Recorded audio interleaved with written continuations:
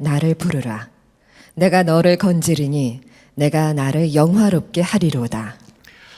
저는 오늘도 이렇게 맹추위에 교회에 오셔서 예배하시는 여러분들의 그 예배에 대한 마음이 실제로 하나님 받으실 때 얼마나 귀할까 하는 생각이 듭니다. 이런 추위면 그저 오늘 교회에 가지 말자 그럴 수도 있는데 말입니다. 예배에 대한 말씀을 드리면서 이용규 선교사님이 내려놓음이라는 책에 그 자매 한 자매의 예배 이야기를 쓴 것을 기억이 났습니다. 어느 날 예배를 드리는데 그 자매가 땀을 뻘뻘 흘리면서 숨이 그냥 목에까지 차서 헐레벌떡 예배실에 들어오는 것을 보았어요. 무슨 일인가 하고 물었더니 이 자매가 집에 있는 소를 먹이는데 그만 그 소를 잃어버린 겁니다. 몽골에서 소는 집의 가장 큰 재산입니다. 1년 동안 일해서 다 번 돈을 모아야 소 한 마리를 살 수 있는 큰 몫에 돈이 들어가는 재산입니다. 근데 이 소를 잃어버렸으니 이 자매가 얼마나 난감하겠습니까? 몇 시간을 그 소를 찾아서 들판을 헤매도 찾지를 못했습니다. 그런데 예배 시간이 다가오는 겁니다. 예배 드릴 시간이 된 겁니다. 소를 계속 찾아야 되나 하나님께 예배 드려야 되나 소를 찾는 걸 포기했습니다. 그리고 그 멀리서 예배 시간에 맞추려고 그렇게 헐레벌떡 뛰어온 거예요. 이용규 선교사님이 예수 믿은 지 몇 달 안 되는 그 자매가 이렇게 예배를 귀하게 생각하는 것이 그렇게 가슴이 뭉클하기도 하고 소를 잃어버린 자매의 마음이 얼마나 아플까 그런 안타까움도 있었다고 그랬습니다. 예배를 드렸어요. 근데 예배가 끝나고 난 다음에 바깥에서 소 우는 소리가 들리는 겁니다. 사람들이 다 뛰쳐나가 보니까 그 자매가 잃어버린 소가 그 예배당의 마당에 와 있는 거예요. 그래서 그것 때문에 또 얼마나 기뻤는지 그랬던 일화가 그 책 속에 기록이 되어 있습니다. 사람들은 예배에 대한 마음이 다 다릅니다. 어떤 사람은 정말 예배가 좋은 분이 있습니다. 예배에 대한 열망이 있는 분이 있습니다. 이유는 예배 때 하나님을 만나게 되기 때문입니다. 하나님을 만나는 예배를 드리는 분은 예배가 어떤 것보다도 좋습니다. 야곱이 빈 들판에서 밤을 거기서 지내야 될 때 거기서 하나님을 만납니다. 야곱은 깜짝 놀랐습니다. 하나님이 여기에 나와 함께 계실 거라고는 생각도 못했습니다. 그가 거기서 하나님을 만나고 제일 먼저 했던 일이 제단을 쌓은 것입니다. 하나님을 만나고 나면 예배가 확 의미가 다릅니다. 나아만 장군이 그 아람 군대 장관이었던 나아만이 나병에 걸렸습니다. 그런데 그가 하나님의 이적으로 고침을 받았어요. 이적으로 나병에서 고침받고 나아만이 가장 먼저 고백했던 것이 내가 이제부터 영원히 하나님에게 예배를 드리겠습니다. 하나님을 체험하고 하나님을 만난 사람은 예배가 달라집니다. 예배는 하나님을 만나는 또 시간이기도 합니다. 여러분, 여러분의 스케줄 표에 아마 빼곡하게 만날 사람 해야 될 일들이 이렇게 기록이 되어 있을 겁니다. 우리는 참 바쁘게 살고 한 주간을 지내도 만날 사람도 많습니다. 그러나 여러분이 진짜 만나야 될 분은 하나님이십니다. 여러분 계속해서 여러분의 삶 속에 하나님을 만나는 체험들이 계속 되어야 우리는 세상을 그리스도인으로 살아갑니다. 하나님이 말씀하신 대로 살아갑니다. 여러분 만나기 싫은 사람, 정말 나쁜 사람, 그런 사람을 만나면 그렇게 피곤해지고 지칩니다. 시간도 아깝고 화도 납니다. 그런데 정말 복된 사람, 정말 만나고 싶었던 사람, 정말 사랑하는 사람을 만나면 그러면 마음이 완전한 회복이 옵니다. 시간 아까울 수도 없습니다. 그것 때문에 들어간 어떤 희생도 희생이 아닙니다. 기쁨을 느끼고 감사가 오고 삶에 새로운 활력이 생깁니다. 하나님이 우리에게 예배를 주신 것은 바로 예배 때 우리에게 그런 은혜가 주어지기 때문입니다. 하나님을 만나면 좋은 사람 만난 것과 비교가 안 됩니다. 우리의 심령 가운데 놀라운 회복이 일어납니다. 정말 하늘의 기쁨이 옵니다. 조건이 없는 감사가 옵니다. 회개가 터집니다. 기도문이 열립니다. 제가 중고등부 전도사 때 아이들 데리고 수련회 갔다가 그 아이들이 성령 체험을 했습니다. 제가 전도사 시절에는 아이들도 그런 은혜 체험을 너무나 많이 했습니다. 성령 체험을 하고 예배가 달라졌습니다. 기도가 달라졌어요. 그 중고등부 아이들이 그렇게 기도를 하고 싶어 하는 겁니다. 아이들이 수련회가 끝날 때 걱정을 해요. 집에 가서 기도를 못 한다는 거예요. 왜 그러냐? 저녁 먹고 가족들이 TV 볼 때 너는 방에 들어가서 기도하면 되잖아. 그 다음 주일에 아이들이 왔는데 집에 방에서 기도를 못 하겠대요. 왜 그러냐? 밥 먹고 방에 가서 기도하려고 무릎을 꿇었는데 동생이 문을 벌컥 열고 들어오더래. 계속 기도하면 될 텐데 자기도 모르게나 벌떡 일어났대요. 서로 어색한 거예요. 동생은 형이 뭐 하다가 지금 이렇게 놀래는 거야? 형은 형대로 이게 불안해서 기도가 안 되는 겁니다. 그러지 말고 가족들에게 솔직히 나 기도한다고 말해라. 그러니 기도 방해하지 마시라고 그렇게 말하고 기도하면 되잖아. 그 다음 주일에 그 부모가 오셨어요. 집사님 내외가. 한 걱정을 하시고 우리 아들이 큰 사고를 쳤나 봐요. 왜 그러십니까? 아니 밥 먹고 난 다음에 텔레비도 안 보고 방에 가서 기도를 해요. 그럴 아이가 아닙니다. 들어보니까 울기도 하더라고요. 무언가 틀림없이 큰 사고를 친 것 같은데 말하라 그러니까 말도 안 해요. 전도사님이 좀 달래서 무슨 사고를 쳤는지 좀 알아달라는. 제가 그 집사님 내외분에게 제발 좀 핍박하지 마세요. 기도를 하고 싶어하는 아들, 딸 은혜 받았는데 함께 기도를 해줘야지. 어떻게 이렇게 하십니까? 그랬던 적이 있었습니다. 여러분, 하나님을 만나면 예배가 되면 그러면 예배 때 사람 바뀝니다. 하나님을 만나는 예배를 계속 드리다 보면 얼굴이 달라집니다. 정말 이뻐지고 밝아지고 표정도 달라지고 그래서 사람들마다 당신 변했다는 말 합니다. 우리에게 하나님이 예배를 주신 것은 의무로 드리라고 준 거 아닙니다. 우리를 힘들게 하려고 주신 거 아닙니다. 이 강추위에 우리가 하나님께 예배 드리러 온 것은 우리가 살려고 온 겁니다. 세상을 이길 힘을 얻으려고 온 거예요. 이런 예배를 하나님이 주셨는데 예배 때마다 그런 은혜를 못 받는 분들도 많습니다. 여전히 의무로 예배 드리고 은혜 받는 것은 끝날 때 은혜 받고 여러분 이런 예배를 계속 드리면서 평생 사는 것은 정말 어리석은 일입니다. 우리가 하나님께 예배 드릴 때 하나님을 만나는 체험이 있는 예배를 드리려면 마음으로부터 하나님께 예배가 되어야 됩니다. 마음으로부터. 오늘 시편 50편에서 하나님께서 이스라엘 백성들의 예배를 이렇게 받으시는데 하나님이 원하시는 것은 수소나 염소가 제물이 아니라 감사로 제사를 드리라. 14절 말씀에 감사로 하나님께 제사를 드리며 오늘 읽지 않았습니다만 23절에 보면 감사로 제사를 드리는 자가 나를 영화롭게 하나니 하나님께 수소와 염소를 제물로 바쳐도 감사가 빠질 수 있다는 겁니다. 오늘도 우리가 이렇게 예배를 드리러 오셨습니다만 감사가 빠질 수 있습니다. 좋은 옷 입고 그리고 헌금도 준비하고 시간에 맞춰서 예배 시간에 이 자리에 앉았지만 하나님은 예배 아니라고 생각하시는 경우도 있습니다.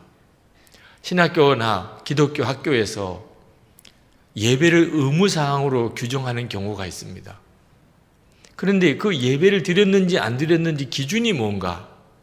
예배 출석표, 예배 시간에 그 자리에 참석했다는 출석표가 예배 드린 표징이에요. 이것이 사람의 기준입니다. 하나님은 그런 기준 아닙니다. 하나님은 아무리 예배 출석표가 있어도, 예배 시간에 그 자리에 아무리 앉아 있어도, 헌금을 드렸어도 마음에 감사가 없으면 하나님은 예배 받으시지 않았습니다. 오늘 여러분들이 예배 드리러 오실 때 여러분의 마음은 감사가 준비되었습니다. 너무 감사했나요? 예배 드리는 일도 감사하고 여러분의 삶에 하나님을 향한 감사가 너무 가득해서 그래서 예배 드리고 싶어서 온 겁니까? 예배 시간에는 와 앉았지만 솔직히 마음에는 짜증이 가득하고 불평이 가득하고 그저 예배 안 드릴 수 없으니까 예배 드리는 마음으로 이 자리에 앉으실 수도 있어요. 왜 하나님께 그렇게 예배를 드려도 예배가 예배되지 못합니까? 감사함으로 하나님께 나가지 않았기 때문입니다.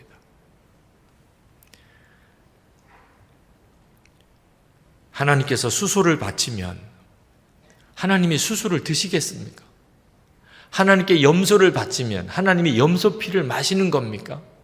그럴 리가 없는 거죠.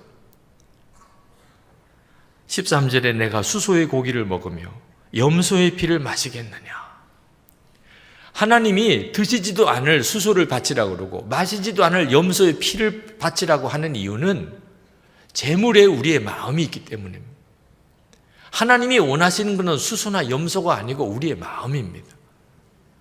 누가복음 12장 34절에 너희 보물이 있는 곳에는 너희 마음도 있으리라. 그래서 우리에게 헌금이 있는 거고 이렇게 시간을 내어서 몸으로 하나님께 나와 예배를 드리는 거지 실제로는 하나님이 우리에게 받으시려고 하는 것은 마음인 겁니다. 그런데 정작 마음이 없으면 그러면 그걸 어떻게 예배라고 할 수 있겠습니까? 어떤 분은 생각하시기를 우리가 늘 하나님께 이렇게 예배를 정기적으로 드리는데 그렇게 감사할 거리가 없단 말입니다. 실제로 우리가 살아보면 아시지만 우리가 생각했던 것, 기대했던 것 이상으로 무슨 일이 잘 된 경우가 한평생 통틀어도 한 번 있을까 말까. 내가 기대했던 거, 내가 생각했던 이상으로 뭐가 잘 된 경우.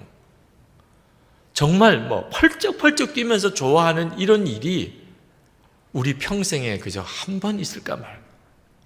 내가 생각했던 만큼만 된 거, 기대했던 이상으로 된 것 말고 기대했던 만큼만 된 것만 따져도 일평생 그저 손가락 꼽을 정도. 그게 우리 인생인데 늘 부족한 거 천지고 한 주간 살아도 생각했던 기대했던 대로 못 살아지고 늘 아쉽고 힘들기만 한 것이 우리의 삶인데 어찌 하나님께 예배 드릴 때마다 감사하러 그렇게 나갈 수 있겠느냐. 오늘도 여러분 마음의 심령은 힘들고 어렵고 지친 분들이 많으실 거예요. 어찌 하나님은 이런 형편에 우리에게 감사만 원하시나? 하나님을 진짜 믿지 않아서 그런 거예요. 우리는 생각할 때 내가 노력하고 애써서 그나마도 이만큼 산다. 이렇게만 믿으니까 감사할 조건이 없는 거예요. 여러분이 애써서 노력해서 여러분의 인생이 사는 겁니까? 태양은 어떻게 떴습니까? 태양만 사라지면 아무리 노력하고 애써도 우리는 한순간에 다 끝입니다. 지구가 어떻게 이 우주에 그렇게 딱 달려 있습니까? 누가 이 지구를 이렇게 붙드시는 겁니까? 여러분, 이 공기 속에 적절한 산소가 이렇게 포함되어 있는 이 농도를 누가 지켜주고 계신 겁니까? 하나님을 안 믿는 사람은 다 이게 그냥 저절로 되어 있는 거죠. 하나님을 믿는 우리는 이거 다 하나님이 하시는 겁니다. 여러분이 하루를 살았고 지난 한 주간을 살은 것이 여러분의 노력하고 애쓴 것 때문입니까? 0.0001%도 안 됩니다. 하나님이 태양을 뜨게 하지 않는다. 이 지구를 이 정확한 궤도에서 조금이라도 벗어나게 한다면, 우리에게 있는 이 산소의 농도가 조금이라도 차이가 난다면 우리는 그냥 그 순간에 파멸입니다. 지나고 보면 이건 완전히 하나님의 은혜요, 하나님의 지켜주심으로 우리가 하루를 살았고 한 주간을 살았던 겁니다. 하나님을 믿고 나면 지난 한 주간이 나에게 어떤 한 주간이었든지 간에 우리는 하나님께 감사드릴 것밖에 없다는 느낌이 들 수밖에 없을 한 주간을 산 겁니다. 또 지켜주셨고 또 함께 하셨던 거예요. 내가 무슨 특별한 은혜 받을 만한 자격이 있어서 하나님이 이 모든 것들을 다 허락하신 겁니까? 믿음이 없는 사람과 하나님을 믿는 사람은 그 점에서 차이가 나는 겁니다. 우리는 어떤 삶을 살았든 아무리 힘들고 어려웠든지 간에 감사함으로 하나님께 나갈 수밖에 없는 삶을 살고 있는 거예요. 한 자매가 미장원에 와서 머리를 잘랐는데 너무 마음에 안 드는 겁니다. 여자들에게는 이건 끔찍한 일 같아요. 그 자매가 얼마나 속이 상한지 머리가 다시 자랄 때까지 누구도 안 만나겠다고, 그냥 방에 콕 박혀서 지내겠다고 그렇게 생각을 했습니다. 그런데 교회에서 연락이 오기를 예배 안내를 써달라는 거예요. 이건 뭐 끔찍한 일이에요. 사람 만나기도 싫은데 내가 예배 안내를 쓰다니. 도무지 자기는 못한다고 했지만 마음에 걸리는 것이, 그날 아침에 큐티할 때 그때 하나님이 주신 말씀, 시편 37편 3절, 여호와를 기뻐하라, 저가 그 마음의 소원을 이루어 주시리로다. 여호와를 기뻐하라, 여호와가 기뻐하는 자가 되라. 이러면 이건 정말 자신 없는 일이지만 여호와를 기뻐하라니까 이건 뭐 얼마든지 할 수 있는 거죠. 여호와를 기뻐하라. 하나님께 예배 드리러 가서 거기서 하나님을 위해서 내가 예배 때 섬겨야 된다는 것이, 이게 얼마나 큰 축복인가. 그 자매가 결국은 여기까지 생각이 미치고 그리고 다시 전화를 했습니다. 제가 안내를 쓰겠습니다. 속상하기 짝이 없는 모습으로 그리고 안내를 섰어요. 제가 보니까 너무 이쁘더라고요. 난 여자들의 마음을 잘 이해를 못하겠어요. 네. 너무 이쁘게 잘 머리가 이쁘던데 하여튼 그 자매는 그걸 극복했어요. 하나님께 하나님 기쁘시게 해드릴 수 있는 건 축복이다. 이건 특권이다. 의무가 아니라. 여러분, 정말 그렇습니다. 여러분이 하나님께 예배 드리는 것은 내 축복이고 이건 내 특권이야. 이런 마음이 여러분 안에 준비되면 예배는 여러분을 살립니다. 하나님은 예배를 통하여 여러분을 일으켜 세우십니다. 하나님께 예배 드리는 시작이 감사하기 때문에 그렇습니다. 우리가 하나님께 나아갈 때, 하나님을 만나는 체험이 예배 때 일어나려면 하나님께 나아가야 되는데, 하나님께 나아가는 문을 여는 것이 감사라고 그랬습니다. 시편 100편 4절에 감사함으로 그의 문에 들어가며 찬송함으로 그의 궁정에 들어가서 그에게 감사하며 그의 이름을 송축할지어다. 감사가 없으면 축도 끝까지 끝났는데도 아직 예배를 드린 게 아닙니다. 하나님께 나아가질 않았으니까. 흔히들 자녀들이 좋은 대학 들어가면 하나님께 영광 돌린다. 승진하고 세상에서 성공하면 하나님께 모든 영광을 돌려드린다고 하지만 실제로 하나님은 우리가 잘 될 때 영광을 받으시기보다는 어려울 때 영광을 받으십니다. 오늘 말씀에 15절에 환난 날에 나를 부르라. 내가 너를 건지리니 내가 나를 영화롭게 하리로다. 환난에서 건짐을 받은 다음에 하나님이 영광을 받으신다는 표현이지만 실제로 보면 환난 날에 나를 부르라. 환난 날에 하나님을 영화롭게 하는 자가 그 환난에서 건짐을 받고 하나님이 영광 받으시는 역사가 일어나는 겁니다. 명심하셔야 됩니다. 우리가 살다 보면 하나님 왜 나에게 이런 시련을 주십니까? 하나님 왜 나에게 이런 시험을 주십니까? 그때가 하나님이 영광 받으시고 싶으신 때예요. 기억해야 됩니다.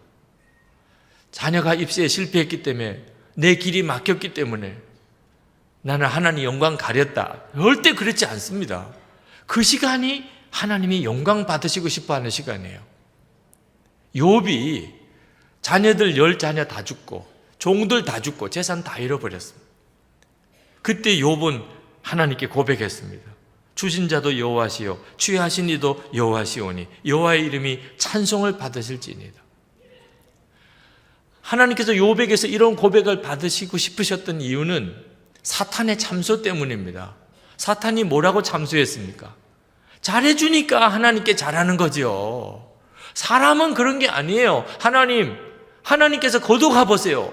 그 사람에게서 좋은 거 다 거둬가 보세요. 하나님 저주하고 다 하나님 떠나게 돼 있습니다. 사람은 그런 사람들이에요. 욥에게 잘해주니까 욥이 하나님에게 잘하는 거죠. 이게 사탄이 하나님 앞에서 참수하는 거예요. 그때 하나님께서 너 마음대로 한번 해봐라 그러면 단 생명은 건드리지 마. 그래서 10자녀 다 죽고 종들 다 죽고 재산 다 잃어버렸어요. 그때 욥이 하나님 찬양을 받을지, 그때 하나님께 찬양 드렸어요. 이거 영광을 받으신 거예요. 하나님께서 사탄의 입이 닫힌 거예요. 여러분에게도 이런 순간이 수도 없이 옵니다. 여러분에게 어려움이 왔을 때, 시험이 왔을 때, 하나님 뜻대로 하려고 그러는데 고난이 왔을 때, 여러분 명심해야 돼요. 그때는 더 이상 감사가 드려질 수가 없다. 그러면 안 됩니다. 여러분, 우리에게 이럴 기회가 몇 번 없어요. 천사도 이런 축복 못 받습니다. 천사에게는 이런 시험이나 고난이 없습니다. 늘 찬송하지만 천사에게는 그런 시험이 없어요. 여러분, 죽고 나면 다시 이런 일 없습니다. 죽기 전에 우리가 이 세상에 살아있는 이 짧은 기간 동안에 믿음으로 살아보려고 할 때 시련이 오고, 그리스도인으로 살아보려고 하니까 고난이 오고, 나는 선한 일을 했는데 시험이 오고, 그런데 이때가 기회인 거예요. 그 상황에서 하나님께 감사하는 거예요.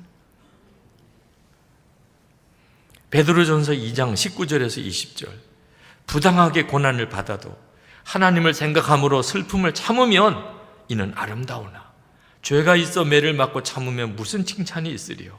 그러나 선을 행함으로 고난을 받고 참으면 이는 하나님 앞에 아름다우니라. 하나님 앞에서 아름다움이래요. 선한 일을 하고 고난을 받으면. 여러분 같이 읽어봅시다. 12절, 베드로전서 4장 12절부터. 사랑하는 자들아, 너희를 연단하려고 오는 불시험을 이상한 일 당한 것 같이 이상히 여기지 말고 오히려 너희가 그리스도의 고난에 참여하는 것으로 즐거워하라. 이는 그의 영광을 나타내실 때에 너희로 즐거워하고 기뻐하게 하려 함이라. 너희가 그리스도의 이름으로 치욕을 당하면 복 있는 자로다. 영광의 영 곧 하나님의 영이 너희 위에 계심이라. 하나님이 다 알고 계시다고. 결국은 하나님 앞에 다 드러날 것이라고요. 주님의 십자가, 그 영광에 내가 같이 참여했던 일, 그것만 사실이라면, 그러면 결국은 다 드러날 거라고. 그건 우리에게는 즐거워할 일이고 기뻐할 일이고 복이라고요. 그러므로 우리가 하나님 앞에 어느 순간이라고 감사 없이 나갈 순간이 있겠냐 말입니다. 모든 예배는 사실은 감사로 시작하는 거예요. 여러분들이 예배를 드릴 때마다 꼭 기억하셔야 돼요. 감사로 하나님께 나아가자. 교인들이 묻습니다. 하나님, 목사님, 그 진짜 평강은 어디서 얻을 수 있어요? 그 샘솟는다는 은혜의 샘물 같은 은혜는 도대체 언제 경험해요? 목사님, 도대체 살아계신 하나님은 어디서 만나요? 어떻게 만나요? 답은 간단합니다. 우선은 말씀 속에 있고, 그리고 우리가 늘 드리는 예배 속에 있는 거예요. 여러분, 절대로 어디 멀리 있는 것도 아닙니다. 그런 은혜가 얻기 어려운 것도 아닙니다. 하나님께서 우리에게 그런 은혜를 늘 경험하게 하시려고 우리 손에 성경을 쥐어주셨고, 그리고 우리에게 이렇게 늘 예배를 드리게 하는 겁니다. 새벽에 예배 드리고, 속회에서 예배 드리고, 가정에서 예배 드리고, 개인 예배 드리고, 예배 드릴 때마다 그 은혜 주세요. 하늘의 평강, 샘솟는 은혜, 살아계신 하나님을 만나는 역사. 만약에 그렇지 않다면, 그러면 예배를 다시 점검해야 됩니다. 여러분, 휴대폰 하나라도 고장나면 고쳐 쓰시잖아요. 가전제품 하나라도 고장나면, 자동차가 고장나면 다 고쳐 쓰시잖아요. 예배가 아니면 왜 그냥 계속 그런 예배를 드립니까?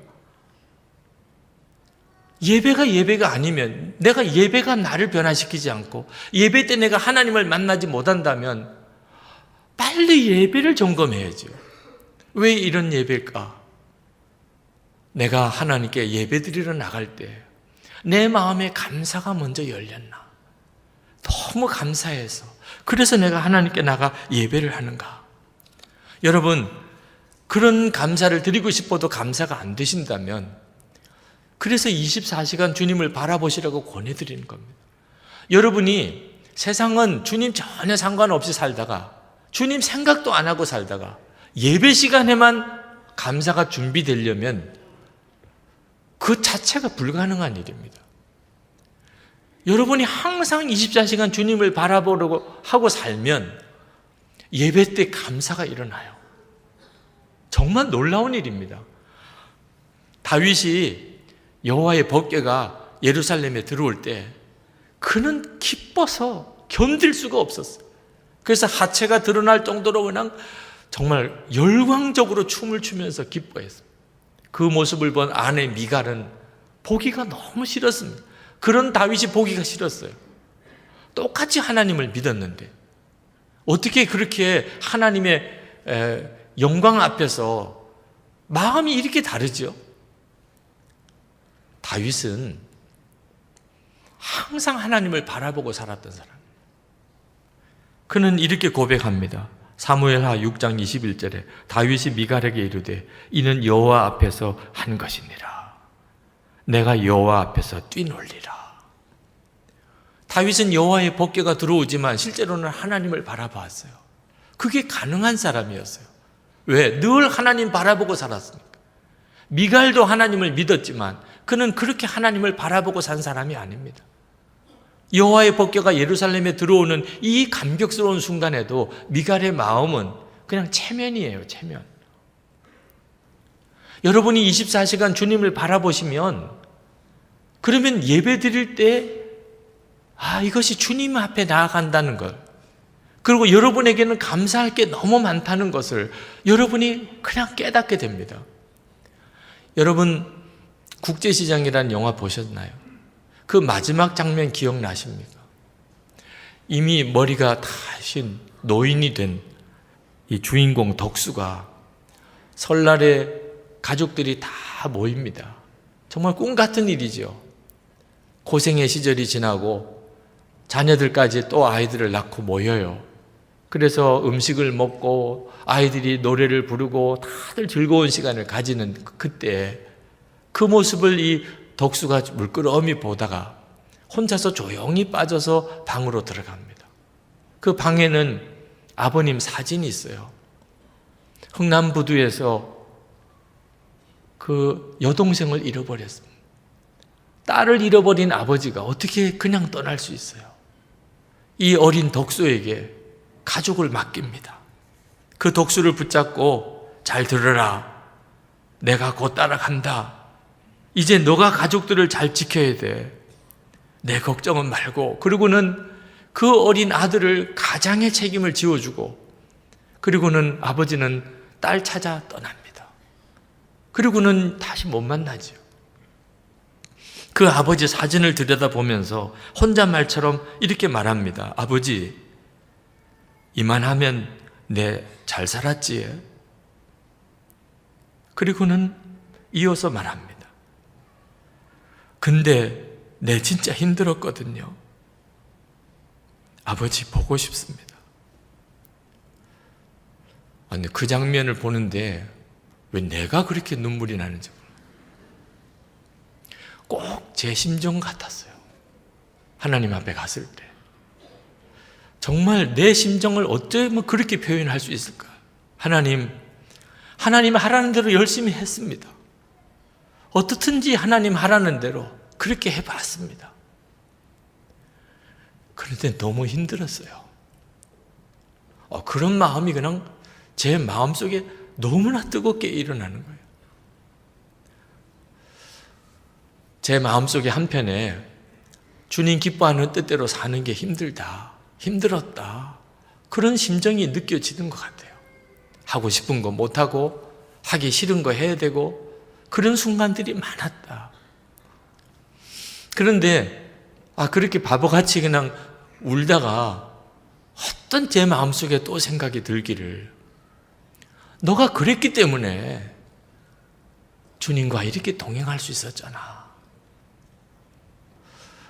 옳았어요. 그 말이 맞아요.